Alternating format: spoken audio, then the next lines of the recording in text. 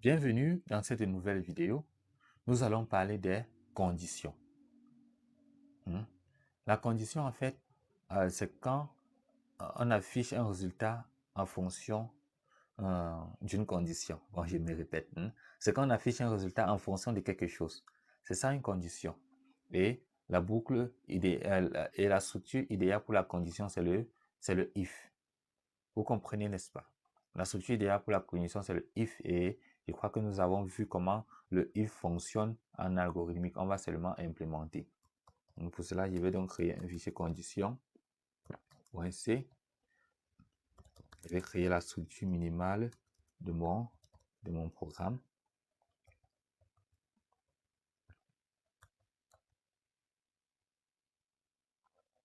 Voilà. On n'oublie pas de mettre notre librairie. Include.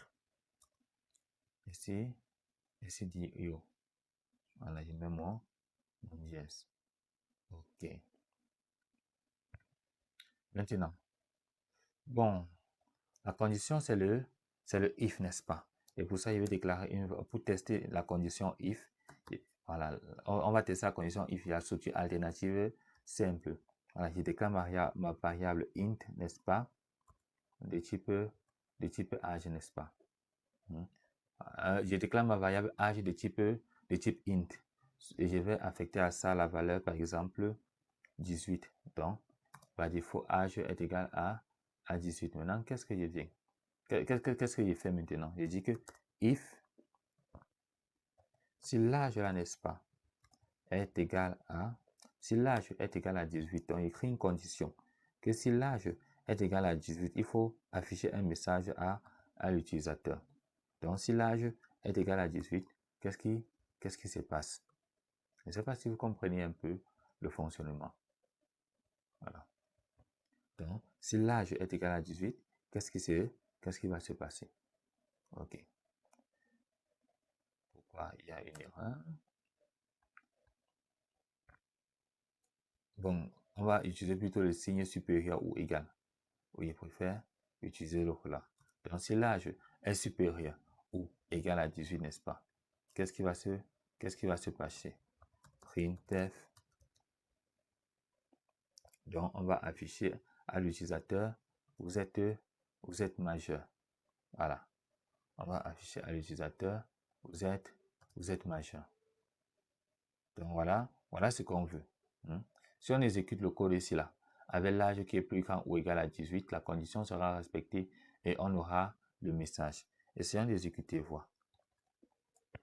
JCC, le nom du fichier c'est condition, .c. Voilà. Maintenant, on va exécuter notre fichier qui a été généré. Voilà, vous voyez le message, vous êtes majeur, n'est-ce pas? Si par exemple, je mets par exemple même, disons même 13, qu'est-ce qui va se passer? En analysant, ça n'entre dans rien, dans aucune condition ici, aucune condition n'est respectée, donc rien ne sera affiché. Testons pour voir. On doit d'abord recompiler, exécuter, vous voyez, rien ne s'affiche, n'est-ce pas? Voilà. Maintenant, on va tester maintenant le sinon. On va tester le sinon. Pour tester le sinon, donc, qu'est-ce que nous allons faire? Bon, on va modifier le code. On enlève âge, on enlève la valeur de l'âge, n'est-ce pas? On enlève par défaut la valeur de l'âge. Maintenant, qu'est-ce qu'on va dire? On va demander à l'utilisateur d'entrer son âge. Printf entrer votre âge. On récupère l'âge, n'est-ce pas? Maintenant, si l'âge est plus grand ou égal à 18, qu'est-ce qu'on affiche? Vous êtes majeur. Maintenant, sinon, qu'est-ce qui va s'afficher? Sinon, on va dire que vous êtes mineur. Je ne sais pas si vous comprenez. Voilà. OK. Et maintenant, on va tester. Pour tester, on doit recompiler. Voilà. Et lorsque je recompile, je réexécute entrer votre âge. Si j'entre par exemple 23 ans, ça va dire que je suis quoi? Ça va dire que je suis un majeur. Si j'entre par exemple, disons, si j'entre, je réexécute et j'entre par exemple 10 ans, ça va dire que je suis je suis un mineur. Je ne sais pas si vous comprenez. Vous voyez comment on a les résultats en fonction de nos conditions qu'on a définies, n'est-ce pas? Ok. Maintenant, je n'aimerais pas supprimer ça. Bon, je vais supprimer. Je vais supprimer. Et maintenant, on va tester le else, le if, else, if, else. Donc le si, sinon si, sinon. Voilà. J'espère que les signes, le jeu avec les signes ne vous embrouille pas. Voilà. Donc, pour ça, on va modifier le code. Je vais déclarer une variable note, n'est-ce pas? Je vais déclarer une variable note. Lorsque je vais donc déclarer une variable note, qu'est-ce que je vais dire? Je vais dire ancrer la note, n'est-ce pas? Voilà. Maintenant, bon, c'est mieux que je mette même ça en float. Bon, la note en float. Bon, int, ça ne dérange pas toujours. Si on met un int, ça ne dérange pas. Bon, c'est juste un petit exemple pour voir comment la boucle fonctionne, n'est-ce pas? Ancrer boucle note. Voilà, on récupère la variable note, n'est-ce pas? Au clavier. Maintenant, si la note de l'élève qu'on encre est plus grand ou égal à, disons, 16, n'est-ce pas? Si sa note est plus grande ou égale à 16, n'est-ce pas? Qu'est-ce qu'on va dire? On va dire très bien. On va dire très bien. Maintenant, else, sinon si sa note est plus grande ou égale à 14, n'est-ce pas? On va dire bien, n'est-ce pas? Voilà. Maintenant, si sa note est plus grande ou égale à 12, n'est-ce pas? Qu'est-ce qu'on va dire? Si sa note est plus grande ou égale à 12, assez bien. Maintenant, sinon, si sa note est plus grande ou égale à 10, passable. Sinon, on va dire qu'il a échoué. Je ne sais pas si vous voyez comment ça fonctionne. C'est exactement le même principe qu'en algorithmique. Donc, si j'encre une note, c'est plus grand que 16 ou égal, très bien. Si c'est plutôt plus grand ou égal à 14, on va dire que j'ai bien. Si c'est plus grand ou égal à 12, on va plutôt dire que j'ai assez bien. Si c'est plus grand ou égal à 10, on va dire que j'ai passable. On va essayer de recompiler. On va essayer de recompiler le fichier et de tester. OK. GCC grand addition point C. On va exécuter. OK, ancrer une note. Si j'encre par exemple, disons, si j'ai eu par exemple 20, ça dit très bien. Parce que c'est plus grand ou égal à 16, n'est-ce pas? Maintenant, si j'encre par exemple, si j'ai eu 9, si je réexécute, et j'encre par exemple 9, vous voyez, ça parcourt, ça encre si, n'est-ce pas? Si j'encre 9, n'est-ce pas? Ça parcourt. Tant que ça trouve l'endroit où la condition est respectée, ça affiche le résultat. Regardez, si j'encre par exemple 14, si j'encre 14, n'est-ce pas? Qu'est-ce qui va se passer? Ça vient là, ça regarde où il y a 14, ça regarde où il y a la condition 14.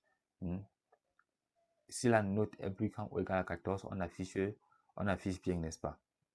Je ne sais pas si vous comprenez.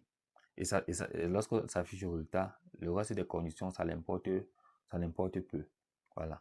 Donc, c'est vraiment important de comprendre comment est-ce que le if fonctionne, parce que vraiment, ça va nous servir. Ça va nous servir lorsque nous serons face à des situations un peu, à des logiques métiers un peu compliquées. Voilà. Maintenant, je vais vous présenter les opérateurs, n'est-ce pas? Donc, les opérateurs de comparaison. Donc, voici les opérateurs en C. Le égal, c'est comme ça là. C'est 2 égales. Il ne faut pas confondre l'égal et l'affectation. L'affectation, c'est juste un égal. Donc, ici là, c'est l'affectation. Donc, ici là, c'est l'affectation. Voilà. 2 égales, c'est égal. Le différent, c'est le point d'exclamation égal. Le signe supérieur reste supérieur, inférieur, supérieur ou égal, inférieur ou égal. Donc, c'est C'est important de les connaître. C'est très important. OK.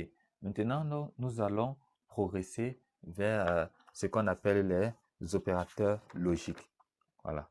Nous allons progresser vers ce qu'on appelle les opérateurs logiques. Et quand je parle d'opérateurs logiques, c'est le et, le ou et le non. OK. Nous allons prendre les exemples pour que vous compreniez cela. Je vais tout vider ici pour qu'on ait une restructure. Voilà. Pour qu'on ait une restructure de base. Ok, on va prendre un exemple où on va illustrer avec le et, n'est-ce pas? On aura toujours besoin de notre variable âge, n'est-ce pas? Supposons que l'âge là, j'affecte mon combien? J'affecte à 20, n'est-ce pas? Voilà, j'affecte 20. C'est-à-dire que par défaut, c'est 20 ans. Donc, je vais faire un algorithme, je vais faire un programme qui permet de dire si quelqu'un peut conduire ou pas. C'est un truc facile, n'est-ce pas? Maintenant, je vais aussi déclarer une variable int de type int permis, n'est-ce pas? Oui. Je vais appeler la variable la permis. Oui, et je vais affecter à ça, je vais affecter à ça 1. Donc le 1 en informatique veut dire vrai, n'est-ce pas? J'espère que vous savez ça. Voilà.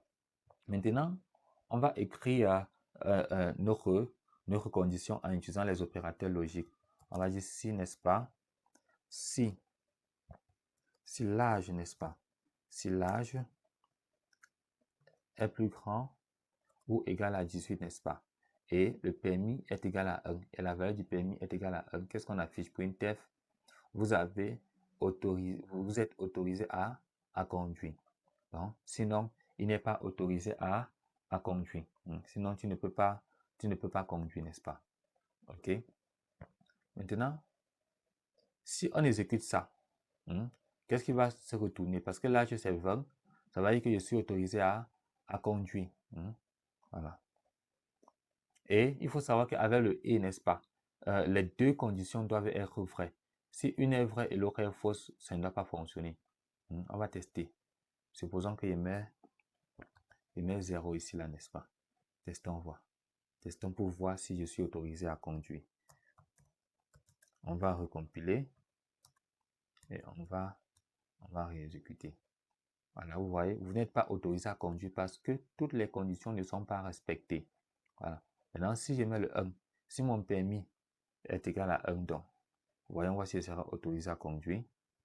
On va recompiler.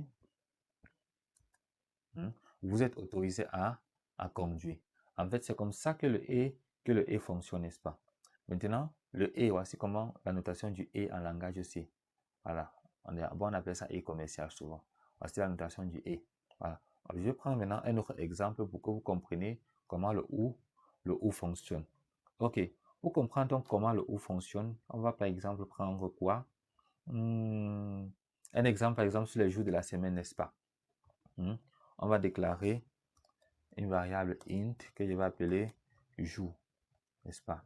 Et à ça, je vais affecter, disons 6. Voilà. C'est-à-dire que nous sommes au 6e jour de la semaine. Voilà. Maintenant, qu'est-ce que je veux dire? Je veux dire si le jour, si cet exemple va vraiment vous permettre de comprendre comment le ou fonctionne. Si jour, n'est-ce pas? Vous voyez l'opérateur égal. Donc, si jour est égal à 6, n'est-ce pas? Ou jour est égal à 7, n'est-ce pas? Maintenant, qu'est-ce qui va se passer? On va dire c'est le week-end. On va afficher c'est le week-end, n'est-ce pas? Voilà, bon, mettons une condition else. Sinon, c'est un jour de la semaine. Voilà, fancy. Voilà notre algorithme, n'est-ce pas? Et au début, j'ai affecté, qu'est-ce que j'ai affecté quoi à jour? Au début, jour, c'est 6, n'est-ce pas? On va voir. Donc, ça, c'est soit c'est la condition, soit c'est ça. Ce n'est pas strict comme le et. Avec le et, il faut que les deux conditions soient respectées pour qu'on ait quelque chose de vrai. Mais ici, si une condition est respectée, la condition est vraie. On va tester, n'est-ce pas? On va recompiler le code. On va exécuter. Voilà, ouais, c'est le week-end parce que le jour est égal à 6, n'est-ce pas? Maintenant, si, vous voyez, On a aussi joué il y a 7 mais parce qu'une condition est vérifiée. Ça passe. N'est-ce pas? J'espère que vous comprenez. Maintenant, même si je mettais 7 ici, là, ça devait toujours donner. Voilà. Si je mets par exemple, disons croix, n'est-ce pas? Essayons de recompiler, voir. On recompile et on réexécute. C'est un jour de la semaine, n'est-ce pas? Je ne sais pas si vous comprenez un peu comment ça fonctionne. Voilà. Donc, c'est important vraiment de connaître comment utiliser la boucle, la structure conditionnelle, parce que ça va vraiment vous aider. Donc, il faut savoir utiliser ça avec les opérateurs arithmétiques et logiques. Voilà. Maintenant, on va voir un dernier opérateur, le non. Voilà. J'ai oublié de vous donner ça. Le non, en fait, c'est le point d'interrogation. C'est pour donner la négation sur quelque chose. Voilà, c'est important de ne pas oublier son void. Oui. C'est important de ne pas l'oublier. Ok. Je vais vous donner un autre exemple, n'est-ce pas? Alors maintenant, on va essayer de faire un petit jeu, n'est-ce pas, avec les noms. D'accord. Donc maintenant, nous allons aborder la notion du nom. Et c'est très important de comprendre cette notion-ci là. On va par exemple déclarer notre variable connectée, n'est-ce pas, qui prend donc un paramètre 1. Pour dire que par défaut, l'utilisateur est connecté, n'est-ce pas? Voilà. Et là, il fait if si non connecté, n'est-ce pas? Si non connecté, qu'est-ce qui va se passer?